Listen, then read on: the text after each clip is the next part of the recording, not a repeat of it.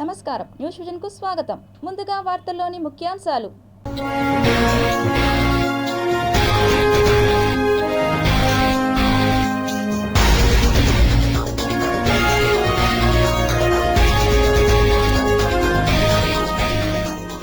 అంతరిక్షంలో గతి తప్పిన గ్రహ శకలం, అల్లాటప్ప ఆస్టరాయిడ్ కాదంటున్న నాసా.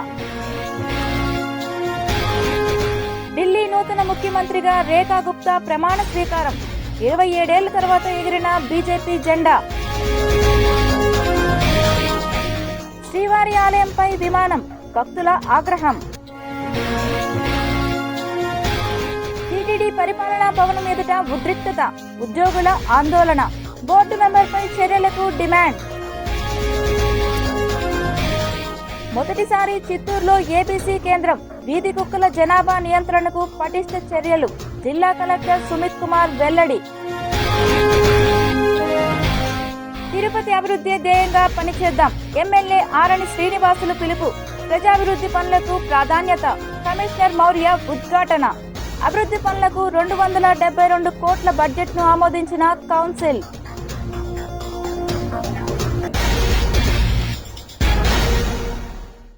పనిచేసే వారికి ప్రోత్సాహం ఉంటుంది. ఈ పద్ధతిలో సాంకేతికతతో పనితీరును మదింపు చేసి గుర్తించిన వారికి పదవులు ఉంటాయని రాష్ట్ర మంత్రి, టీడీపీ ప్రధాన కార్యదర్శి నారా లోకేష్ స్పష్టం చేశారు. జాతీయ అధ్యక్షుడి నుంచి బూత్ ఇన్ఛార్జ్, బూత్ కమిటీ సభ్యుల వరకు కుటుంబ సాధికార సారథి, ఫ్యామిలీ అథారిటీ ఫిగర్ KSS నమోదు కావాల్సి ఉంటుందని వెల్లడించారు. తిరుపతి నియోజకవర్గ పర్యటనలో మంత్రి నారా లోకేష్ పార్టీ కార్యకర్తలు, నేతలతో సమన్వయ సమావేశం నిర్వహించారు. ఎన్టీఆర్ విగ్రహానికి నివాళులర్పించిన తర్వాత టీడీపీ కార్యాలయంలో క్లస్టర్, యూనిట్, బూత్ ఇన్ఛార్జీలతో పాటు బాబు షూరిటీ, భవిష్యత్తుకు గ్యారంటీ, మన టీడీపీ యాప్ సభ్యత్వ నమోదులో ఉత్తమ పనితీరు కనబరిచిన కార్యకర్తలతో సమావేశం నిర్వహించారు. ఉత్తమ పనితీరు కనబరిచిన వారిని అభినందించారు. కార్యకర్తల సమస్యలను అడిగి తెలుసుకున్నారు. ఆయా సమస్యలను పరిష్కరించి అండగా ఉంటానని వారికి భరోసా ఇచ్చారు. అనంతరం ఆయన మాట్లాడారు. టీడీపీ కోటి సభ్యత్వంతో అతిపెద్ద కుటుంబంగా మారడానికి కార్యకర్తే అధినేత అని ఆయన స్పష్టం చేశారు. ఇకపై ఏ నియోజకవర్గ పర్యటనకు వెళ్లినా మొదట కార్యకర్తలతో భేటీ అవుతానని చెప్పారు. తిరుపతి నగర అభివృద్ధి ధ్యేయంగా అందరూ కలిసికట్టుగా పనిచేద్దామని ఎమ్మెల్యే ఆరణి శ్రీనివాసులు కార్పొరేటర్లు, అధికారులకు పిలుపునిచ్చారు. తిరుపతి మున్సిపల్ కార్పొరేషన్ కౌన్సిల్ సమావేశం గురువారం ఎస్వి యూనివర్సిటీ సెనెట్ హాల్ నందు మేయర్ డాక్టర్ శిరీష అధ్యక్షతన కమిషనర్ ఎన్ మౌర్య అజెండాను ప్రవేశపెట్టారు. కౌన్సిల్ సమావేశానికి ప్రత్యేక ఆహ్వానితులుగా తిరుపతి ఎమ్మెల్యే ఆరణి శ్రీనివాసులు, ఎమ్మెల్సీ సిపాయి సుబ్రహ్మణ్యం హాజరయ్యారు. అంతకుముందు డిప్యూటీ మేయర్గా ఆర్సి మునికృష్ణ ప్రమాణ స్వీకారం చేశారు. కార్పొరేటర్లు ఆయన్ను అభినందించారు. డిప్యూటీ మేయర్ ముద్రనారాయణ, కార్పొరేటర్లు, అధికారులు హాజరైన కౌన్సిల్ సమావేశంలో ముందు సెక్రటరీ రాధిక బడ్జెట్ను ప్రవేశపెట్టగా పలు అంశాలపై చర్చించి ఆమోదం తెలిపారు. అనంతరం మేయర్ శిరీషతో పాటు కొంతమంది కార్పొరేటర్లు సమావేశం నుండి బయటకు వెళ్లారు. 12 గంటలకు జరగాల్సిన అజెండా అంశాల సాధారణ సమావేశంకు మేయర్, కార్పొరేటర్లు రాలేదు. తదుపరి సమావేశం నిర్వహించేందుకు తగినంత కోరం సభ్యులు ఉన్నందున senior సభ్యులైన deputy mayor Mudra Narayana పేరును డిప్యూటీ మేయర్ మునికృష్ణ ప్రతిపాదించగా సభ్యులు ఆమోదం తెలిపారు. దీంతో ఆయనకు మేయర్ హోదా కల్పించడంతో కౌన్సిల్ ఎజెండాపై చర్చించి ఆమోదం తెలిపారు. ఈ సందర్భంగా ఎమ్మెల్యే మాట్లాడుతూ అభివృద్ధి, సంక్షేమం 2 కళ్లుగా తిరుపతిలో పనిచేస్తున్నామని అన్నారు. గత ప్రభుత్వంలో తీసుకున్న కొన్ని అనాలోచిత నిర్ణయాల వలన అభివృద్ధి జరగలేదని అన్నారు. ఇకనైనా అధికారులు, కార్పొరేటర్లు పార్టీలకు అతీతంగా సమన్వయంతో తిరుపతి అభివృద్ధికి కృషి చేయాలని అన్నారు. ఇటీవల కమిషనర్ మౌర్య స్కావెంజర్స్ కాలనీలో చేసిన అభివృద్ధి పనులు అందరినీ ఆకట్టుకున్నాయని అన్నారు. నగరంలో సుందరీకరణ పనులు బాగా చేస్తున్నారని, రోడ్లపై ఎక్కడా గుంతలు లేకుండా పూడ్చామని అన్నారు. సమిష్టిగా సమన్వయంతో పనులు చేయాలని పిలుపునిచ్చారు. కమిషనర్ ఎన్ మౌర్య మాట్లాడుతూ ప్రజాభివృద్ధి ధ్యేయంగా పనులు చేస్తున్నామని అన్నారు. నగరంలోని అన్ని వార్డుల్లో అభివృద్ధి పనులు జరిగేలా నిధులు కేటాయించడం జరిగిందని అన్నారు. అధికారులు చేసే అభివృద్ధి పనులకు కార్పొరేటర్లు సహకరించాలని అన్నారు. అభివృద్ధి పనులకు తాము ఎప్పుడూ బాసటగా నిలుస్తామని, వేగంగా పూర్తి చేసేందుకు అవకాశం ఉంటుందని అన్నారు. తిరుపతి నగరపాలక సంస్థ ఉప మేయర్గా టీడీపీ కార్పొరేటర్ ఆర్సి మునికృష్ణ ప్రమాణ స్వీకారం చేశారు. కూటమి పార్టీలో భాగంగా తెలుగుదేశం పార్టీ 35వ డివిజన్ కార్పొరేటర్గా నేను గెలవడం జరిగింది ఆ రోజు. ఇప్పుడు అదే కార్పొరేషన్లో డిప్యూటీ మేయర్గా ప్రమాణ స్వీకారం చేయడం జరిగింది. మేము మాతో కూడా మా కార్పొరేటర్లు అలాగే మా స్థానిక ఎమ్మెల్యే, అలాగే మా ఇన్ఛార్జ్ సుగుణమ్మ, మా పార్లమెంట్ అధ్యక్షుడు నరసింహారావు గారు కానీ, అలాగే మా ఇన్ఛార్జి మంత్రి అనగాని ప్రసాద్ గారు, అలాగే ఇతర కూటమి నాయకులు అందరితో కలిసి తిరుపతిని బ్రహ్మాండంగా అభివృద్ధి చేస్తాం. కార్పొరేటర్లతో వాళ్ళ వార్డులలో వాళ్ళకి సంబంధించిన వర్కులన్నీ కూడా అక్కడికే వెళ్ళి ప్రజలకు ఏం కావాలో ఆ సమస్యలన్నీ కూడా పరిష్కరిస్తాం. గత 4 ఏళ్ళలో అభివృద్ధి అనేది ప్రజలకు ఎవరు తెలియదు. ఇప్పుడు కూటమి అభివృద్ధి ఎలా ఉంటుందో చూపిస్తాం. అభివృద్ధి తిరుపతిలో ప్రజలకి ఏ విధంగా ఉండాలో ఆ విధంగా చేస్తాం. కూటమి ఉప మేయర్ అభ్యర్థిగా తెలుగుదేశం 35వ వార్డు కార్పొరేట్ అయినటువంటి ఆర్సి కృష్ణ గారు ఒక్కడు గెలవడం జరిగింది.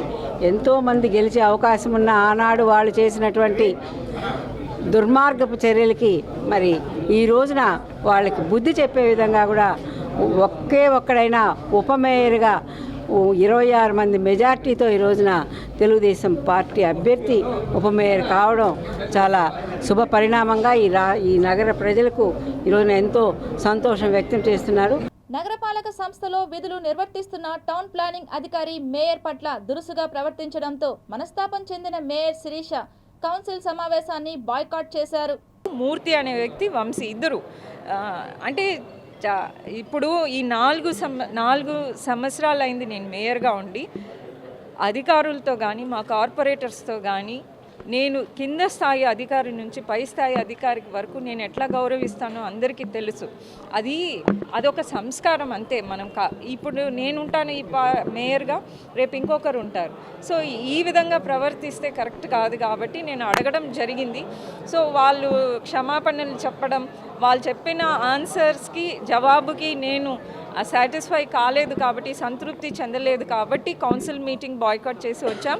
కానీ బడ్జెట్ని అయితే ఆమోదించాం, ఎందుకంటే అది తిరుపతి ప్రజలకు అవసరం కాబట్టి దానికి మేము ఎక్కడ కూడా ఆటంకం కలిగించలేదు. మా కార్పొరేటర్స్ అందరం కూడా దాన్ని ఆమోదించాం. బడ్జెట్ మీటింగ్ని బాయ్కాట్ చేయలేదు, ప్రతి ఒక్కరం కూడా దాన్ని ఆమోదించాం. తర్వాత బ్రేక్ ఉంది, తర్వాత సాధారణ సమావేశం ఉంది. అందులో 40 అజెండాస్ ఉన్నాయి.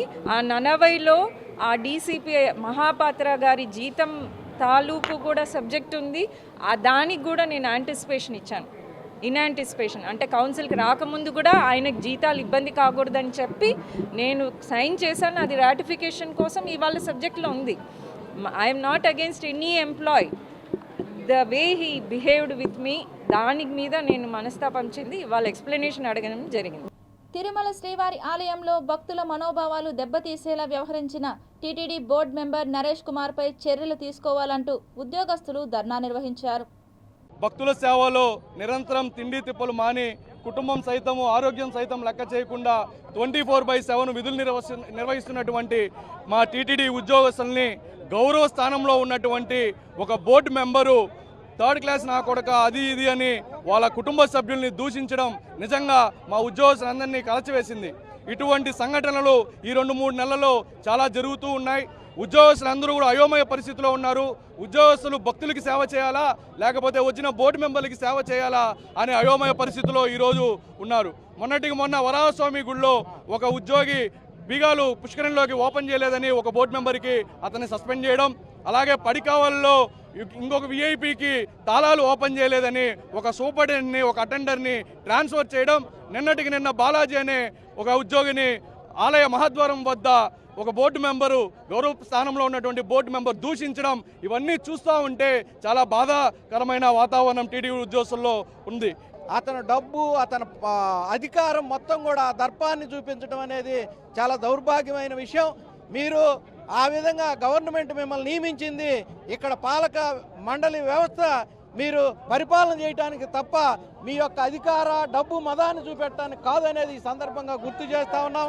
ఎవరడి అన్నాలంటే వారం రోజులు పసుపు బట్టలు వేసుకొని శ్రీవారి మీద భక్తులతోటి అనేక దూర ప్రాంతాల నుంచి వాళ్ళు వచ్చి మరి మొక్కులు చెల్లిస్తూ ఉంటారు. వాళ్ళకి అభ్యంతరకరంగా ఉంటే వాళ్ళు బాధపడాలి తప్ప మీలాంటి వాళ్ళకి మొత్తం సకలం 2 నిమిషాల్లో జరిగేటటువంటి మీకే అంత మరి నిర్లక్ష్యంగా వ్యవహరించారంటే ఇది దౌర్భాగ్యమైనటువంటి విషయం. ఆయన ఒక ఉద్యోగిని 3rd క్లాస్ నా కొడక అని చెప్పి మాట్లాడడం, ఈ విషయం మొత్తం యావత్ ప్రపంచానికి తెలుసు. నరేష్ కుమార్ గారు భక్తులకి సేవ చేయడానికి ఇక్కడ పాలక మండలి సభ్యులుగా వచ్చారు. రెండోది మహాసభ మహాద్వారం ఎగ్జిట్ ఎంట్రన్స్లో ఎవరిని కూడా పంపించకూడదని చెప్పేటువంటిది టీటీడీ ఉత్తర్వులు జారీ చేసినటువంటి నేపథ్యం. మహాద్వారం ఎంట్రన్స్లో ఎవరిని పంపాలో ఎవరిని పంపకూడదో రాష్ట్ర ప్రభుత్వం చాలా స్పష్టంగా ఆర్డర్స్ ఇచ్చింది. ఆ ఆర్డర్ని అమలు చేసినందుకు ఒక ఉద్యోగి పైన ఈ రకంగా వ్యవహరించడం అనేటువంటిది మేము ఉద్యోగ సంఘాలన్నీ కూడా ఒక జాయింట్ యాక్షన్ కమిటీ లాగా ఏర్పడి ఈరోజు నిరసన తెలియజేస్తున్నాం. ఇప్పటికైనా రాష్ట్ర ప్రభుత్వం అదేవిధంగా టీటీడీ చైర్మన్ వెంటనే జోక్యం చేసుకొని ఎవరైతే నరేష్ కుమార్ గారు ఈ విధంగా చేశారో వాళ్ళని వెంటనే తొలగించాలా. అదేవిధంగా బహిరంగంగా భక్తులకి ఉద్యోగులకి క్షమాపణ చెప్పాలని చెప్పేసి మేము తెలియజేస్తున్నాం. టీటీడీ పాలక మండలి సభ్యులు నరేష్ కుమార్ను తక్షణం తొలగించాలని తిరుపతి యాదవ సంఘం నాయకులు వాసు యాదవ్ డిమాండ్ చేశారు. అతను చేసిన తప్పుని తప్పుగా భావించక తను వ్యవహరిస్తున్న తీరుని చూస్తుంటే ఖచ్చితంగా మేము స్పందించాలనే ఒక సదుద్దేశంతోనే ఈరోజు విలేకరుల సమావేశం ఏర్పాటు చేయడమైనది. నిజంగానే సరే ఆయన అలా మాట్లాడాడు, అది అన్ని మీడియాలో సోషల్ మీడియాల్లో కూడా ప్రపంచవ్యాప్తంగా కూడా తెలిసిపోయింది. అయినప్పటికీ కూడా తిరుమల తిరుపతి దేవస్థానం యొక్క పాలకవర్గ చైర్మన్ అయినటువంటి బిఆర్ నాయుడు గారు కావచ్చు, లేదా ఈ కూటమి ప్రభుత్వంలో ఉన్న ముఖ్యమంత్రి గారు నారా చంద్రబాబు నాయుడు గారు కావచ్చు, దాని మీద స్పందించకపోవడం నిజంగానే చాలా చాలా విచారమైనది. ఈరోజు చంద్రబాబు నాయుడు గారు చెప్పుకుంటూ ఉంటారు, శ్రీవారి వెంకటేశ్వర స్వామి గారికి నేను ప్రథమ భక్తుణ్ణి, అన్నమయ్య తర్వాత అంత గొప్ప భక్తుణ్ణి నేను. తిరుమలలో మా కూటమి ప్రభుత్వం వచ్చిన తరువాత గోవింద నామస్మరణ తప్ప ఇంకా ఏ నామస్మరణలో వినిపించదు అని చెప్పిన చంద్రబాబు నాయుడు గారు ఈ నామస్మరణలు వినిపిస్తూ ఉంటే మీరెందుకు మీ చెవులకు ఎక్కడ ఎందుకు చేరలేదు అనేది మేమందరం కూడా ప్రశ్నిస్తున్నాం. ఇప్పటికే సిబ్బంది కొరత అనేక రకాలుగా ఉంది, ఎంతో ఒత్తిడి ఉంది. అయినప్పటికీ వారు సక్రమంగా వారి బాధ్యతలను విధులను నిర్వర్తిస్తుంటే నెత్తి మీద అహంకారంతో ఈ రకంగా ప్రవర్తించడం మంచి పద్ధతి కాదు. అది కూడా శ్రీవారి ఆలయం లోపలికి వెళ్ళేటువంటి ప్రధాన ద్వారం ముందు నిలబడుకొని ఆ రకంగా మాట్లాడడమే కాకుండా ఆయన్ని బెదిరించడం, ఆలయం నుంచి వెనువెంటనే బయటకు వెళ్ళు అనేటువంటి హుకుం జారీ చేయడం ఎంతవరకు సబబని మేము ప్రశ్నిస్తున్నాం. ఈయనకి ఒక ఉద్యోగిని బెదిరించేటువంటి హక్కు ఉందా? పాలక మండలి సభ్యుడికి ఒక ఉద్యోగిని విధుల నుంచి బయటకు పోవని ప్రశ్నించేటువంటి హక్కు పాలక మండలి సభ్యుడికి ఉందా? ఈయన ఏమన్నా ఈవో జేఈఓగా భావిస్తున్నాడా? సింహవాహనంపై యోగ నరసింహుడి అలంకారంలో శ్రీ కళ్యాణ వెంకటేశ్వర స్వామి భక్తులను కటాక్షించారు. శ్రీనివాస మంగాపురం శ్రీ కళ్యాణ వెంకటేశ్వర స్వామి వారి బ్రహ్మోత్సవాల్లో 3వ రోజైన గురువారం ఉదయం 8 గంటలకు అనంత తేజోమూర్తి అయిన శ్రీనివాసుడు యోగ నరసింహుడి అలంకారంలో సింహ వాహనంపై భక్తులకు అభయమిచ్చారు. వాహనం ముందు వృషభాలు, గజరాజులు నడుస్తుండగా భక్తజన బృందాల చెక్కభజనలు, కోలాటాలతో స్వామివారిని కీర్తిస్తుండగా మంగళ వాయిద్యాల నడుమ స్వామివారి వాహన సేవ కోలాహలంగా జరిగింది. భక్తులు అడుగడుగునా కర్పూర హారతులు సమర్పించి స్వామివారిని దర్శించుకున్నారు. శ్రీ కళ్యాణ వెంకటేశ్వర స్వామివారు 3వ రోజు ఉదయం దుష్ట శిక్షణ శిష్ట రక్షణ కోసం సింహవాహనాన్ని అధిరోహించారు. సింహం పరాక్రమానికి, ధైర్యానికి, తేజస్సుకు, ఆధిపత్యానికి, మహాధ్వనికి సంకేతం. ఉదయం నిద్ర లేవగానే దర్శించే వస్తువుల్లో సింహ దర్శనం అతి ముఖ్యమైంది. సింహరూప దర్శనంతో పైన పేర్కొన్న శక్తులన్నీ చైతన్యవంతమవుతాయి. సోమరితనం నశించి పట్టుదలతో ప్రవర్తించి విజయస్ఫూర్తి సిద్ధిస్తుంది. అజ్ఞానంతో ప్రవర్తించే దుష్టులను హరించడంలో నేను, నా వాహనమైన సింహము సమాన ప్రయత్నంతో ఉంటామని ఈ సింహ వాహనోత్సవం ద్వారా స్వామివారు నిరూపించారు. వాహన సేవలో ఆలయ ప్రత్యేక శ్రేణి డిప్యూటీ ఈవో వరలక్ష్మి, వైకానస ఆగమ సలహాదారులు మోహన రంగాచార్యులు, ఏఈఓ గోపీనాథ్, సూపరింటెండెంట్ రమేష్, ఆలయ అర్చకులు బాలాజీ రంగాచార్యులు, టెంపుల్ ఇన్స్పెక్టర్లు మునికుమార్, ధనశేఖర్, ఇతర అధికారులు విశేష సంఖ్యలో భక్తులు పాల్గొన్నారు. సుముఖ కరుణే క్షణం సులభ నరసింహం సుముఖ కరుణే క్షణం సులభ నరసింహం సుముఖ కరుణే క్షణం సులభ నరసింహం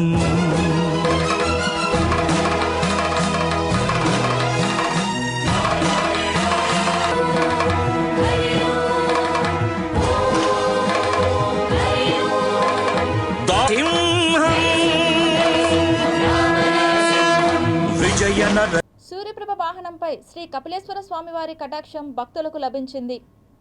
తిరుపతి శ్రీ కపిలేశ్వర స్వామివారి బ్రహ్మోత్సవాల్లో రెండవ రోజైన గురువారం ఉదయం 7 గంటలకు శ్రీ కపిలేశ్వర స్వామివారు సూర్యప్రభ వాహనంపై కటాక్షించారు. భజన మండళ్ల కోలాటాలు, భజనలు, మంగళ వాయిద్యాల నడుమ పురవీధుల్లో వాహన సేవ కోలాహలంగా జరిగింది. భక్తులు అడుగడుగున కర్పూర హారతులు సమర్పించారు. చీకటిని ఛేదించి లోకానికి వెలుగు ప్రసాదించేవాడు సూర్యుడు. సూర్యుని ప్రభ లోక బంధువైన కోటి సూర్యప్రభమూర్తి శివదేవునికి వాహనమైంది. మయా మోహాంధకారాన్ని తొలగించే సోమస్కందమూర్తి భక్తులకు సంసార తాపాన్ని తొలగిస్తున్నారు. అనంతరం శ్రీ సోమస్కందమూర్తి, శ్రీ కామాక్షిదేవి అమ్మవారికి స్వపన తిరుమంజనం ఘనంగా జరిగింది. ఇందులో పాలు, పెరుగు, తేనె, పండ్ల రసాలు, చందనంతో అభిషేకం చేశారు. వాహన సేవలో ఆలయ deputy EO Devendrababu, AEO Subbaraju, superintendent Chandrasekhar, ఆలయ అర్చకులు, ఇతర అధికారులు, విశేషంగా భక్తులు పాల్గొన్నారు.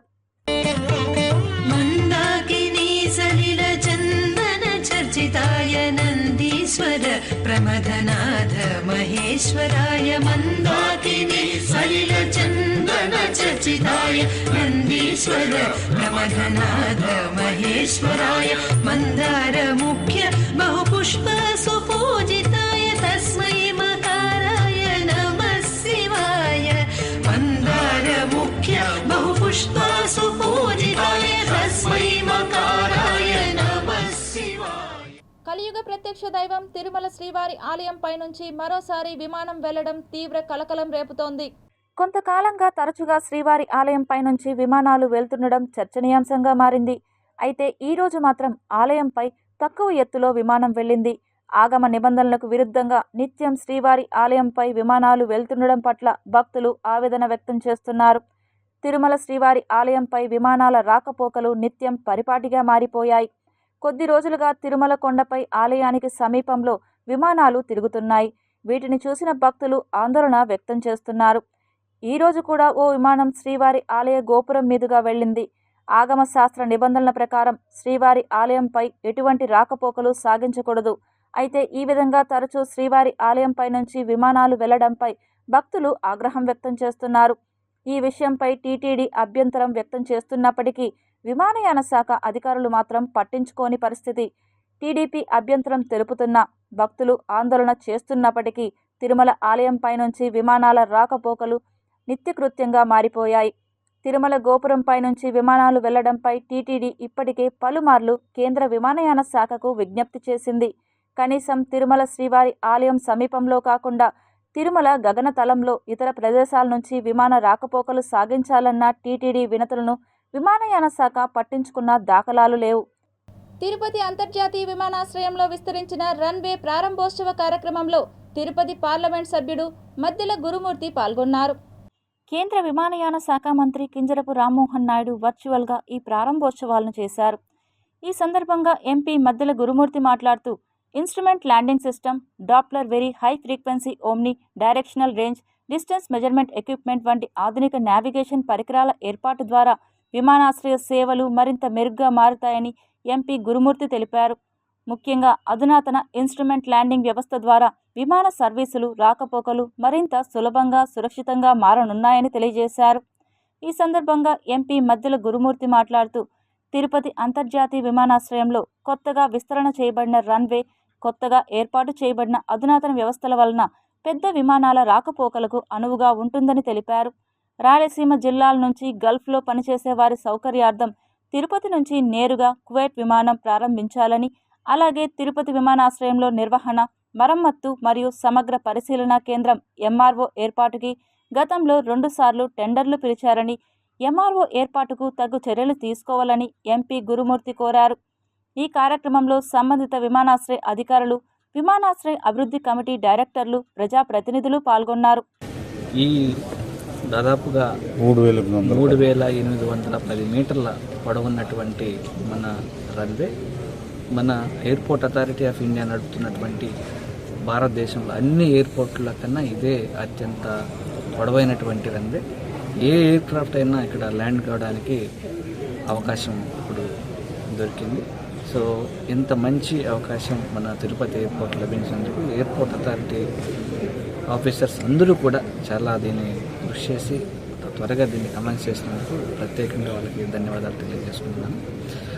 అలాగే ఇంటర్నేషనల్ ఎయిర్పోర్ట్స్ కూడా వచ్చే విధంగా టీం అందరం కలిసి మా అడ్వైజరీ కమిటీ మెంబర్స్ దగ్గర నుంచి ఎయిర్పోర్ట్ అథారిటీ పీపుల్ దగ్గర నుంచి ఈవెన్ సివిల్ ఏవియేషన్ మినిస్టర్ వరకు అందరం దీని మీద చిత్తశుద్ధిగా పనిచేసి దానికి సంబంధించినటువంటి పాపి అంటారు, మేమంటే precision approach path indicators, localizers, antennas కానీ ఇట్లాంటివన్నీ చూసుకొని ఎలక్ట్రికల్ లైటింగ్స్ అన్నీ కూడా చెక్ చేసుకొని అవన్నీ రీప్లేస్ చేసుకొని ఉన్నటువంటి మార్కింగ్స్ క్లియర్ చేసుకుంటూ కొత్త మార్కింగ్స్ వేసి మేము 22 ఉదయానికి 6:30కి మేము మళ్ళీ హ్యాండ్ ఓవర్ చేస్తాము ఫ్లైట్స్ రావడానికి. సో ఆ క్షణం నుంచి తిరుపతి ఎయిర్పోర్ట్లో 3,810 మీటర్ల రన్వే కేపబుల్ ఆఫ్ ఎయిర్బస్ 777 అంటాం మనం. 777 అనేది one of the biggest aircraft in the world. వీధి కుక్కల జనాభా నియంత్రణ కోసం చిత్తూరు నగరపాలక సంస్థ వాహనాల షెడ్డులో నూతనంగా ఏర్పాటు చేసిన అనిమల్ బర్త్ కంట్రోల్ కేంద్రాన్ని ఏబీసీ గురువారం ఉదయం జిల్లా collector Sumit Kumar, Chittoor MLA Gurajala Jaganmohan, mayor S Amuda, TUDA chairperson Katari Hemalatha, deputy mayor Rajesh Kumar రెడ్డితో కలిసి ప్రారంభించారు.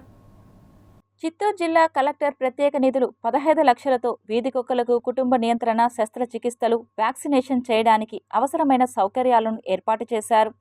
ఈ సందర్భంగా అధికారులు, ప్రజాప్రతినిధులు ఏబీసీ కేంద్రంలోని విభాగాలను, ఆపరేషన్ విధానాలను పరిశీలించారు. ఈ కార్యక్రమంలో జిల్లా పశు సంవర్ధక శాఖ అధికారి డాక్టర్ ప్రభాకర్, చిత్తూరు నగర కమిషనర్ పి నరసింహప్రసాద్, మాజీ MLC BN Rajasimhulu, MHO doctor Lokesh, ME Venkatramareddy, AD doctor Chandrasekhar, నగరపాలక పశు సంవర్ధక శాఖ అధికారులు, ఇతర ప్రముఖులు పాల్గొన్నారు. ఈరోజు చిత్తూరు మున్సిపల్ కార్పొరేషన్లో animal birth control especially dogs కోసం ఇనాగరేట్ చేస్తున్నాము. ఈ ఫెసిలిటీ 15 లక్షలతో తయారు చేయడం జరిగింది. ముఖ్యంగా చిత్తూరు మున్సిపల్ కార్పొరేషన్లో చూస్తే 7,000 నుంచి 8,000 డాగ్స్ ఉన్నాయి. ప్రతి వీధిలో డాగ్స్ ఉన్నాయి. బట్ అటువంటి బర్త్ కంట్రోల్ ప్రోగ్రామ్స్ జరగలేకపోతే పాపులేషన్ ఇంక్రీజ్ అవుతుంది. అండ్ డాగ్ మెనెన్స్ అంటే biting or injuries to public కూడా కొన్ని కేసెస్ వస్తున్నాయి. ఇప్పటివరకు మనం తిరుపతి మీద డిపెండ్ అయ్యారు. తిరుపతి నుంచి ఒక ఎన్జిఓ పిలవాలి, తిరుపతి నుంచి డాగ్ కేసెస్ పిలవాలి, అక్కడే డాగ్స్ పంపించేయాలి. సో ఆ ప్రోగ్రామ్స్ కరెక్ట్గా జరగట్లేదు. సో ఇప్పుడు మనం చిత్తూరులో ఇది స్టార్ట్ చేస్తున్నాము.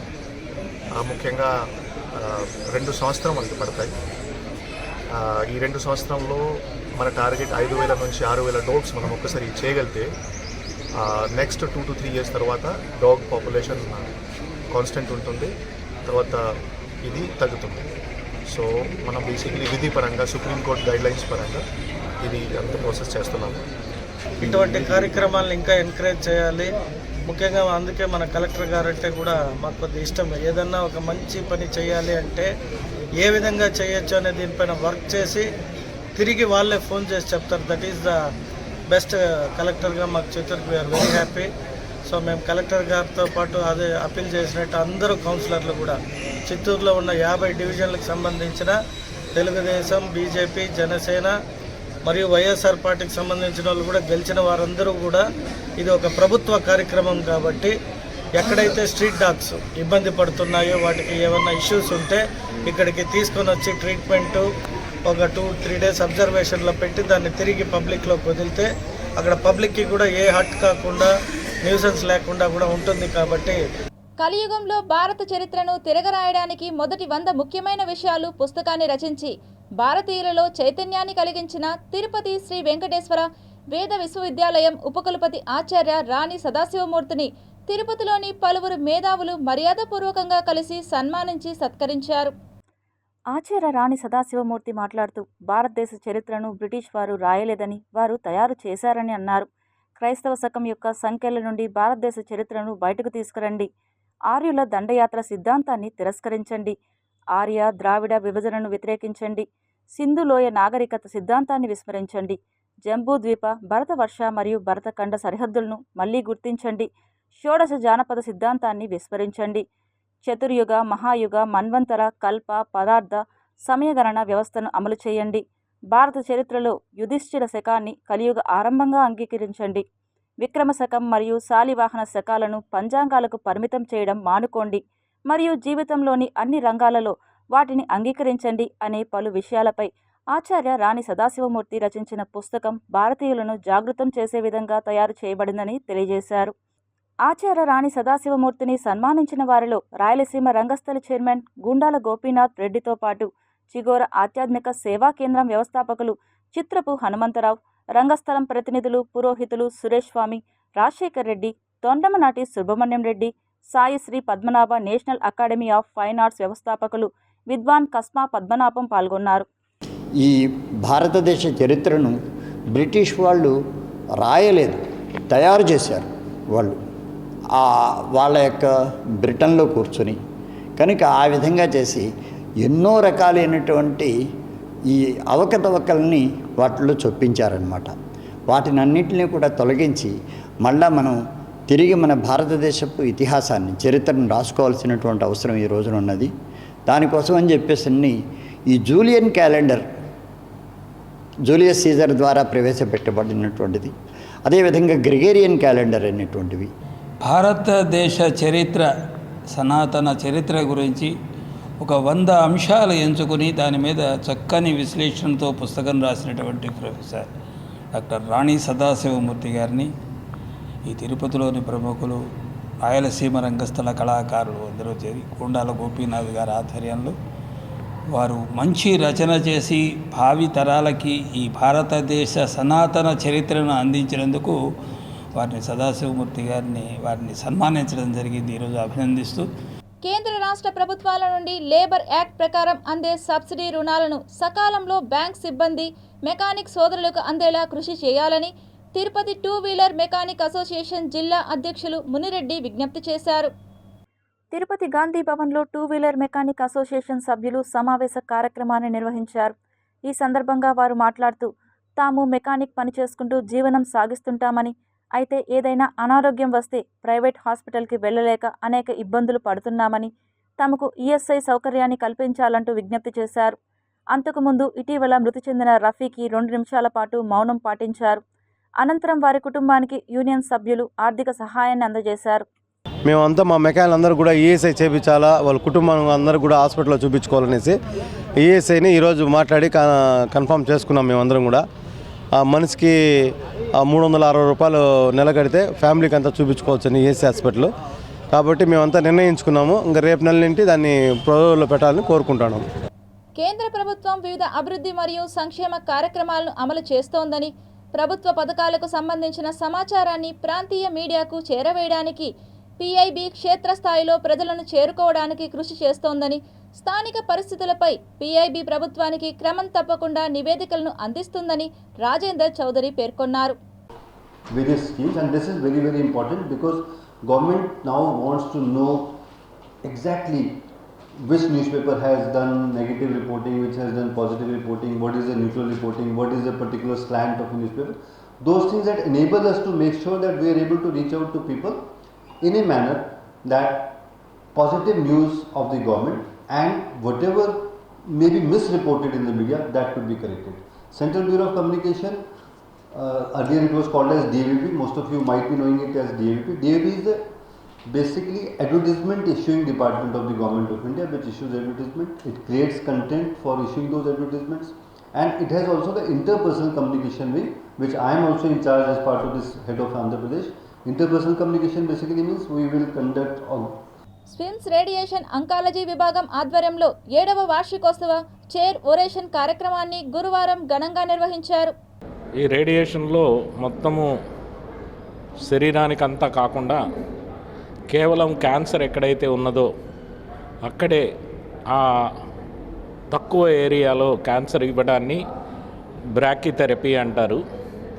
ఆ బ్రాకీథెరపీలో మన దేశంలోనే ప్రఖ్యాతి కన్న కల్నల్ అశోక్ కుమార్ అని ఫరీదాబాద్ నుంచి, సర్వోదయ హాస్పిటల్ ఫరీదాబాద్ నుంచి మేము ఇక్కడికి ఆహ్వానించడం జరిగింది. వారు స్విమ్స్ 7వ గోల్డ్ మెడల్ ఆరేషన్ని ఇచ్చి తమ గత 30 ఏళ్ల అనుభవాన్ని మనందరితో పంచుకోవడానికి వచ్చారు. దీనివల్ల క్యాన్సర్ కేర్లో గణనీయమైనటువంటి అభివృద్ధి కనపడుతుంది. ప్రభుత్వ విశ్వవిద్యాలయాలు కనుమరుగవుతున్న తరుణంలో వాటి పరిరక్షణకై నడుం బిగించి కలిసి నడుద్దామని విద్యార్థి సంఘాల నాయకులు పిలుపునిచ్చారు. గురువారం ఎస్వి యూనివర్సిటీ ఏడీ బిల్డింగ్ మెయిన్ గేట్ వద్ద ఎస్ఎఫ్ఐ, ఏఎస్ఎఫ్ తదితర స్టూడెంట్ సంఘాల ఆధ్వర్యంలో ధర్నా కార్యక్రమం చేపట్టారు. ప్రభుత్వాలు మారుతున్నా విధానాలు మారడం లేదు అని ఆవేదన వ్యక్తం చేశారు. విద్యాశాఖ మంత్రి లోకేష్ మాట నిలబెట్టుకోవాలని డిమాండ్ చేశారు. తమ డిమాండ్లను పరిష్కరించుకుంటే యూనివర్సిటీల బంద్కు సన్నద్ధమవుతామని హెచ్చరించారు. నారా లోకేష్ గారు, మీరు కుప్పం నుంచి శ్రీకాకుళం వరకు పాదయాత్ర పేరుతో, యువగలం పేరుతో మీరు నిర్వహించిన పాదయాత్రలో ఎక్కడ విద్యార్థుల సమావేశం ఏర్పాటు చేసినా, ఎక్కడ మీటింగ్లు పెట్టినా విద్యార్థులకి ప్రస్తుత ప్రభుత్వం మోసం చేస్తూ ఉంది. మా కూటమి ప్రభుత్వం రాగానే ఏదైతే విద్యార్థులకు ఉన్న సమస్యలని వెంటనే పరిష్కారం చేస్తామో, అందులో భాగంగా AP PG common entrance exam ఏదైతే ఉందో దాన్ని కూడా రద్దు చేసి 2021 ముందు ఏదైతే ఏ యూనివర్సిటీలో ఆ యూనివర్సిటీలో ఎంట్రన్స్ ఎగ్జామ్ నిర్వహిస్తున్నాయో అదేవిధంగా నా ప్రభుత్వం వస్తానే అదేవిధంగా ఈ ఎగ్జామ్ని రద్దు చేసి పాత విధానాన్ని తెస్తామని చెప్పిన నారా లోకేష్ గారు 100 రోజులు వేడుకలు చేస్తున్నారు. పార్టీ కార్యక్రమాల్లో చురుగ్గా పాల్గొంటున్నారు. అదేవిధంగా ల్యాండ్, శాండ్ అన్ని రకాల కుంభకోణాల గురించి మాట్లాడుతున్నారు. కానీ మనకు విద్యార్థులకి మీరు పాదయాత్రలు ఇచ్చిన విషయాన్ని గుర్తుపెట్టుకోలేదు. ఇప్పటికైనా సరే పోయిందేమీ లేదు. ఇంకనైనా ఆలోచించి ఏదైతే కామన్ ఎంట్రన్స్ ఎగ్జామ్ ఉందో దీన్ని రద్దు చేయాలని చెప్పి కూడా పోరాటాలు చేస్తాం. అన్ని యూనివర్సిటీలు రాష్ట్రంలో వెలవెలబోతున్నాయి. ఖాళీ కుర్చీలకు, బ్లాక్ బోర్డులకు తప్ప ఈరోజు స్టూడెంట్ లేక యూనివర్సిటీ వెలబోయింది. కాబట్టి గత ప్రభుత్వాలు చేసిన తప్పులు పాలక ప్రభుత్వాలు చేయకూడదనేసి మేము విద్యార్థి సంఘాలుగా డిమాండ్ చేస్తున్నాము. నారా లోకేష్ గారు పాదయాత్రలో భాగంగా ఇచ్చిన మాటను వెంటనే కూడా నిర్వహించాలనేసి కూడా మేము తెలియజేస్తున్నాము. ఢిల్లీ నూతన ముఖ్యమంత్రిగా రేఖా గుప్తా ప్రమాణ స్వీకారం చేశారు. తొలిసారి ఎమ్మెల్యేగా గెలిచిన ఆమె సీఎం పదవిని చేపట్టారు. రామ్లీలా మైదానంలో ప్రజల సమక్షంలో రేఖా గుప్తా పట్టాభిషేక కార్యక్రమం జరిగింది. బీజేపీ ద్వారా రేఖా గుప్తా రాజకీయాల్లోకి వచ్చారు. పార్టీలో వివిధ హోదాల్లో పనిచేసి 2007 నుండి 2014 వరకు ఢిల్లీలోని ఉత్తరి పితంపుర వార్డు కౌన్సిలర్గా ఆమె కొనసాగారు. ఆ తర్వాత 2012లో జరిగిన ఎన్నికల్లో ఉత్తరి పితంపుర నుంచి వరుసగా రెండోసారి కౌన్సిలర్గా విజయాన్ని అందుకున్నారు. 2015 శాసనసభ ఎన్నికలలో షాలిమార్ బాగ్ శాసనసభ నియోజకవర్గం నుండి బీజేపీ నుండి పోటీ చేసి ఓటమి చెందారు. మరలా 2020లో కూడా రేఖా గుప్తాకు నిరాశే మిగిలింది. ఈమె 2025 ఢిల్లీ శాసనసభ ఎన్నికలలో షాలిమార్ బాగ్ శాసనసభ నియోజకవర్గం నుండి బీజేపీ అభ్యర్థిగా పోటీ చేసి 29,595 ఓట్ల మెజారిటీతో గెలిచి తొలిసారి ఎమ్మెల్యేగా ఎన్నికయ్యారు. పార్టీలో క్రమశిక్షణ కలిగిన నాయకురాలుగా గుర్తింపు పొందిన ఈమెను ఢిల్లీ పీఠంపై కూర్చోబెట్టింది మోడీ సర్కార్. అంతరిక్షంలో గతి తప్పిన ఓ గ్రహశకలం భూమండలాన్ని వణికిస్తోంది, భయాందోళనకు గురిచేస్తోంది. విశ్వాంతరాల్లో గ్రహశకలాలు, ఉల్కాపాతాలు సర్వసాధారణమే. అవి దారి తప్పి దిశ తెన్ను లేకుండా తిరుగాడుతుంటాయి. గతంలో అనేక ఆస్టరాయిడ్స్ భూమికి అత్యంత సమీపంలో దూసుకెళ్లిన సందర్భాలు ఎన్నో ఉన్నాయి. వీటన్నిటికీ భిన్నంగా తాజాగా ఓ గ్రహశకలం మాత్రం ఆందోళనకు గురిచేస్తోంది. ఇది భూమిని ఢీకొట్టడానికి అవకాశాలు చాలా వరకు ఉన్నాయంటూ అమెరికా అంతరిక్ష పరిశోధనా సంస్థ నాసా తేల్చి చెప్పింది. ఇది వరకు వేసిన అంచనాల శాతాన్ని పెంచుకుంటూ పోతోంది. ఇది అల్లాటప్ప ఆస్టరాయిడ్ కాదని తేల్చేసింది నాసా. తాజాగా ఈ ఆస్టరాయిడ్ సంచారంపై మరో స్టేట్మెంట్ విడుదల చేసింది. దీన్ని బట్టి చూస్తే 2032లో భూమిని ఢీకొట్టడానికి 3.1% అవకాశాలు ఉన్నాయి. ఇదివరకు నాసా వెలువడించిన అంచనాల శాతం 2.6 మాత్రమే. ఇప్పుడు ఏకంగా 3.1గా నిర్ధారించడం ప్రాధాన్యతను సంతరించుకుంది. ఆ గ్రహశకలం కదలికల ఆధారంగా ఈ సంఖ్య మరింత పెరిగే అవకాశాలు సైతం లేకపోలేదు. 2032 డిసెంబర్ 22వ తేదీన ఈ YR-4 ఆస్ట్రాయిడ్ భూమిని ఢీకొడుతుందని స్పష్టం చేసింది నాసా. సాధారణంగా నాసా వేసిన అంచనాలేవీ తప్పవు. దాదాపుగా 100% ఖచ్చితత్వంతో కూడుకుని ఉంటాయి. ఈ పరిస్థితుల్లో YR4 ఎలాంటి ఉత్పాతాన్ని సృష్టిస్తుందనే ఉత్కంఠ నెలకొంది. Tirupati bullion gold jewellery and silver merchants association సమాచారం మేరకు తిరుపతి లోకల్ బులియన్ మార్కెట్లో బంగారం, వెండి ధరలు ఇలా ఉంటాయి. 24 క్యారెట్ల బంగారం 10 గ్రాముల ధర 89,260 రూపాయలు. 22 క్యారెట్ల బంగారం 1 గ్రాము ధర 8,070 రూపాయలు. వెండి 1 కేజీ ధర 1,100 రూపాయలు. రీటైల్ వెండి 1 గ్రాము ధర 103 రూపాయల 10 పైసలుగా ఉంటుంది. వార్తలు ముగించే ముందు ముఖ్యాంశాలు మరోసారి చూద్దాం.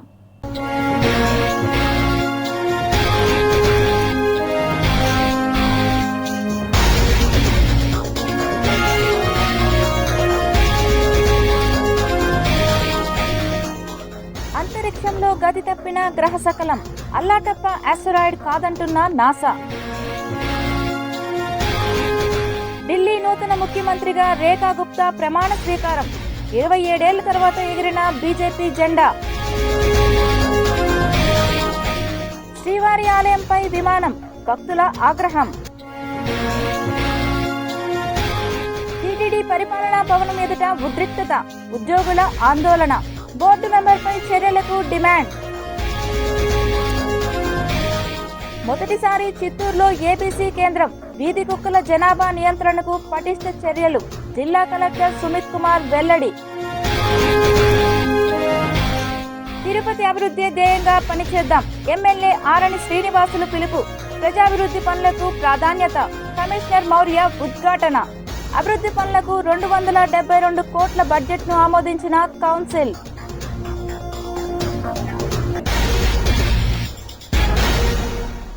ఈ వార్తలు ఇంతటితో సమాప్తం. సమగ్ర సమాచారంతో విశ్వసంలో మళ్ళీ కలుద్దాం. అంతవరకు సెలవు. నమస్కారం.